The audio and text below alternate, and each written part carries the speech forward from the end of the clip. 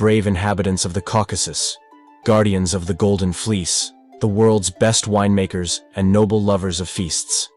Even a half-joking legend about the creation of the world says that when God was distributing land to all nations, Georgians were late because they were celebrating the creation and glorifying his name. For Georgian sincerity, God decided to give them a piece of land that he had left for himself, the most beautiful in the whole world.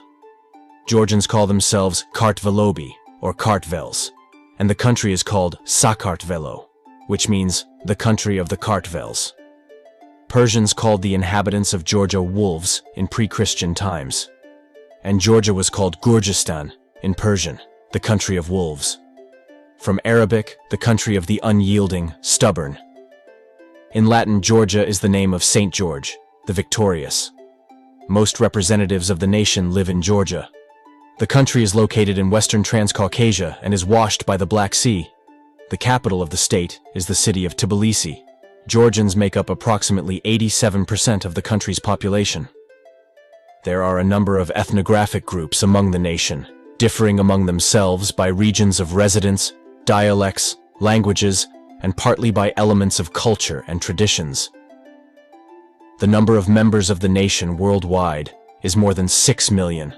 According to the 2021 census, most of them, 3.4 million people, live in Georgia. According to the 2010 census, officially there are just under 160,000 Georgians registered in Russia. However, according to unofficial data, their number is about 400,000. In addition, there is a large diaspora in Turkey, about 1 million people. These are mainly ethnographic groups of the Georgian people, the Lazi and Chweneburi, who have occupied the territories of modern northeastern Turkey since time immemorial. There are about 200,000 Georgians in Iran. They live mainly in the center of Iranian civilization, in the city of Fereydunsheh. They are descendants of those Georgians who were forcibly moved to Iran during the reign of Shah Abbas II. From 1650 to 1700, more than 300,000 Georgians were moved to Iran. Some modern Georgian and Iranian experts believe that the number of descendants of these Georgians is about 2 million people. They are called Fereydans or Fereydan Georgians. According to unofficial data, there are about 170,000 Georgians in Ukraine and 79,000 Georgians in Azerbaijan. Mostly they are Georgian ethnographic group Ingiloi. Besides, there are numerous Georgian diasporas in such countries as Armenia, Poland, Italy, France, Germany, USA, Greece, Israel, Portugal, Latvia, Lithuania, Great Britain, and Canada.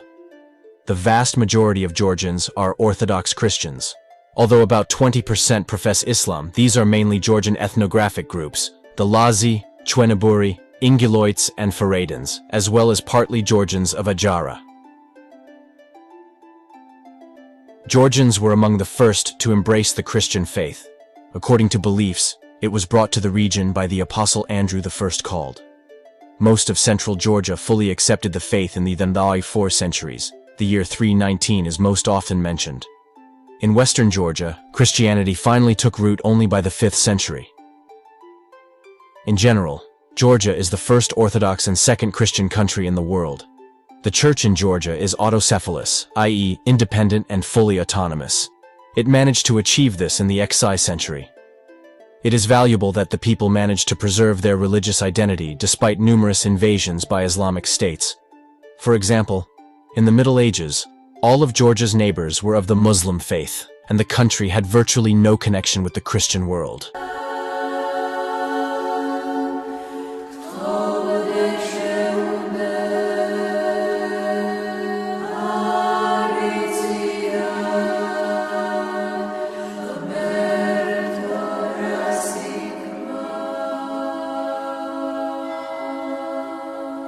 Georgians have their own linguistic seed, which is called Kartvelian, i.e., Georgian. Writing in the region originated in ancient times. Some monuments dating back to the 5th century were created in the ancient Georgian language. However, the language itself began to form much earlier, as early as in the 2nd millennium BC. The modern language is based on the phonetic principle and is spoken by more than 5 million people around the world. The modern territory of Georgia was inhabited by human ancestors millions of years ago. In 1991, near the small Georgian town of Dmanisi, a hominid called Dmanisi was discovered. This is the oldest known representative of Homo that lived outside of African territory. It is not a fact that it is from this hominid species that Georgians and all Caucasoids in general originated, but there is no doubt that the nation has its roots in the region of modern Georgia. Many tribes lived here already in the Neolithic and Paleolithic eras, building dwellings, practicing primitive agriculture and cattle breeding, hunting and gathering. In the 5th or 6th century BC, the region was first mentioned in written sources. At that time, the legendary kingdom of Colchis was located on the eastern shore of the Black Sea, and the mighty Iberia in the east of modern Georgia. The former was mentioned by Herodotus, Aeschylus, and Pindar, but it became most famous thanks to the legend of the Argonauts. The myth of the Golden Fleece sent by the Greek gods stated that it was lost in Colchis. Then the hero Jason traveled to a distant kingdom, as a result of which he got both the fleece and his wife Medea, the daughter of the Colchian ruler. In the center of Batumi, there is even a sculpture dedicated to this, Medea with the Golden Fleece. Iberia and Colchis were strong slave-holding states and existed for quite a long time, but the Romans, Greeks, Persians, and then Arabs tried to capture them. However, it was during this period that the region adopted Christianity and Tbilisi became the capital. In the 11th century, the Georgian dynasty of Bagration expelled the invaders and united the fragmented Georgian kingdoms and principalities into a single centralized state. 111–12 centuries are considered to be the Georgian Renaissance, an era of construction and prosperity. During this period ruled the famous Queen Tamara, who established economy and relations with Egypt, India, Kievan Rus, Western European and Arab states, and even with China.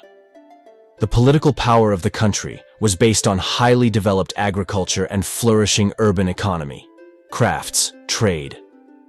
Feudal culture reached a high level: philosophy, historiography, philology, literature, art, metal stamping, architecture, and monumental painting, miniature painting, ceramics. Shota Rustaveli's immortal work, The Knight in the Tiger's Skin, belongs to this epoch.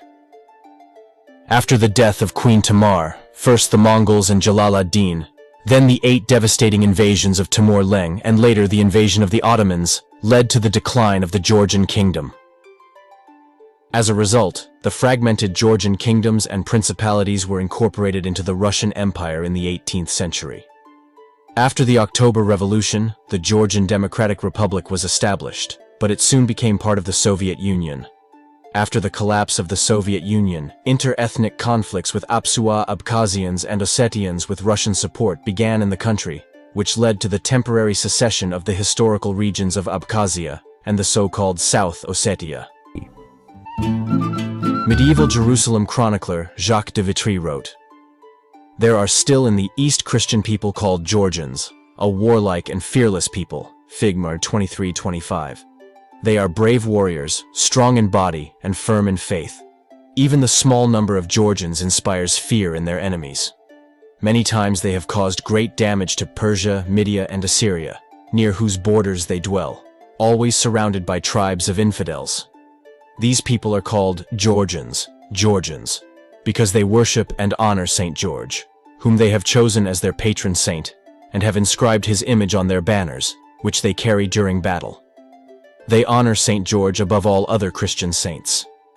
The Arab chronicler and politician Al-Umari, died 1348, describes Georgians as supporters of the religion of the cross, adding that the sultans of Egypt usually addressed the Georgian ruler in their messages, unlike other Christian rulers, as a great monarch, a hero, a brave man, just to his subjects, a successor of Byzantine rulers, a defender of the land of his knights, a defender of faith in Jesus, a sacred leader of the Christian world, the best of friends, and a friend of rulers and sultans.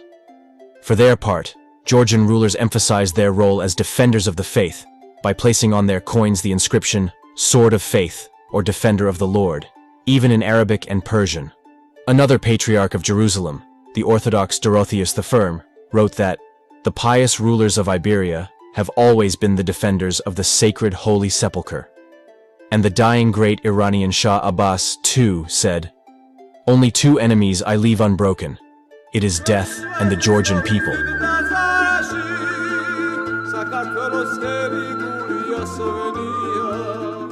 Anthropologically, the majority of Georgians belong to the Caucasoid race, representing its Caucasian and Pontic types. Its distinctive features include tall stature, strong athletic build, eyes of brown, blue or green color, dark brown, black or brown hair, straight nose with a slightly bent tip, light skin pigmentation, broad face with a narrowed chin and convex jaw. At the genetic level, relatives of Georgians are Circassians, Chechens, and Ingush. Their distant relatives are Arabs, Jews, Kurds, and even Southern Italians. The ancestors of modern Georgians influenced the formation of such peoples as Apsua Abkhazians and Ossetians. Since ancient times, Georgians have been considered one of the most beautiful peoples of the world. Foreigners noted athletic build of men and slimness of girls, who retained their shapes even with age. Even such world-famous people as Immanuel Kant, the founder of German classical philosophy, and even Charles Darwin noted the incredible beauty of Georgians. For example, Darwin wrote, "All European travelers who have ever been to Georgia unanimously recognize the beauty and charm of Circassian and Georgian girls." Turks and Arabs, of course, share this idea, as they wanted to ennoble their people with Georgian blood with all their hearts, which the Turks and Persians managed to achieve. Geography of the Russian Empire of 1892 describes the Georgian in this way. Georgians in appearance belong among the most beautiful peoples of the globe. They are of tall stature and sturdy build, have a delicate and pure complexion, luxuriant hair and large eyes. Georgians are kind-hearted, affectionate, and extremely hospitable. Their passion for dancing and songs is remarkable. The great German scholar Blumenbach considered the ideal of a man whose origin is Georgian, believing that this is the prototype of the white man. He wrote, "Caucasian type. I took this very type for study, the mountain type of the Caucasus, because its southern slope produces the most beautiful race of people. Under this race, I primarily mean Georgians."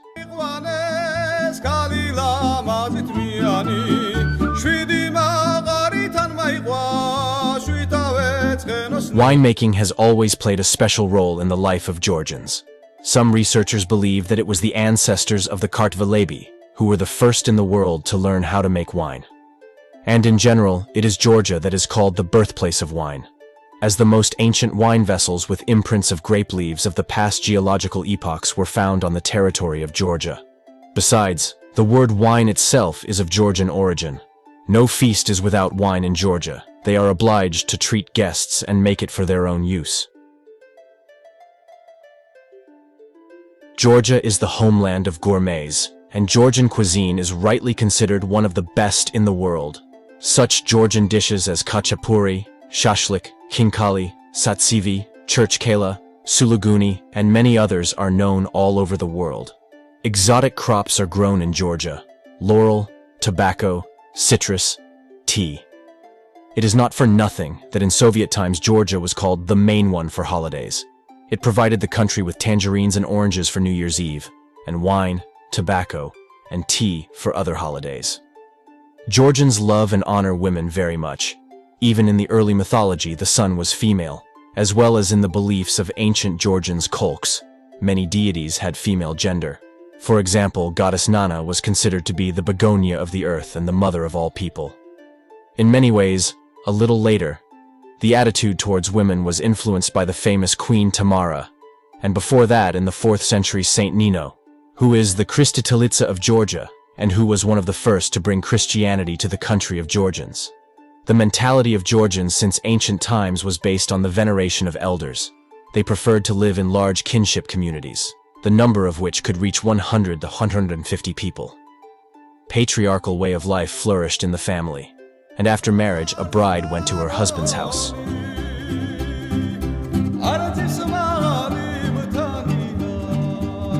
Georgians, who inhabit one of the most beautiful countries in the world, are naturally endowed with excellent taste and aesthetic sense. For centuries, their art and architecture have wonderfully combined practicality with high artistic qualities. Local fabrics and ceramics were highly valued for their decorative qualities. Georgians have created a developed, very peculiar civilization during their centuries-long history. Exceptionally convenient geographical location, favorable climate, diverse landscape became the cradle of an amazing nation. Georgians are a nation of warlike, impulsive, freedom-loving, expressive, but at the same time extremely hospitable, musical, possessing a unique sense of humor and self-irony. Georgians highly appreciate the great historical past of their homeland, and are therefore characterized by high self-esteem and self-consciousness, a genuine sense of pride and national dignity.